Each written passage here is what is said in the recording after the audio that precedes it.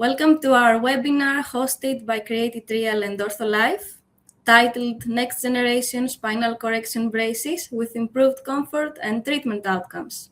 We will explore how digital workflows are reshaping the design and production of spinal braces.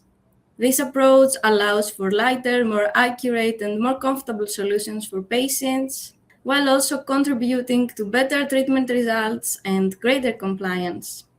So what we'll go through in this presentation is the full digital process. So Elefterios will guide you through the different steps from scan to modeling to the 3D printing part, which is having 3D printing software where you can prepare your different density, the printing itself. And then you have the post-processing, which is an important point, and then delivering it to the patient. But this will go step by step, and you will have much more detail on that.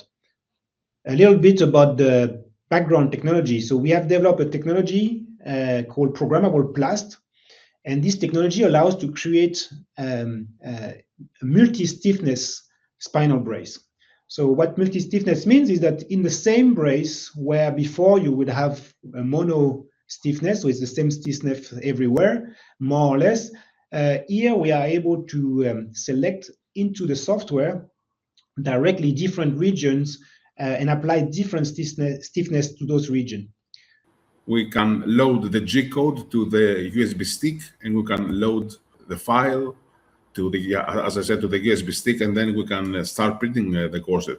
For this purpose, Created Real has created a dedicated printer for corsets, the Embrace solution, that also has an automatic spool change. That means that we can load up to 4 kilos of material, making printing also possible when we want to print overnight or we want to print during the weekends. So we don't have to be there and to monitor the printing. We can just leave the print to finish once we have left the clinic. And here I would like to show you some of the pieces that we have fitted with the corsets. And on the left side, you can see some of the feedback we have received from them. Here you can see corsets regarding scoliosis cases. On the right side is a kyphosis case. You can see the design is a bit different.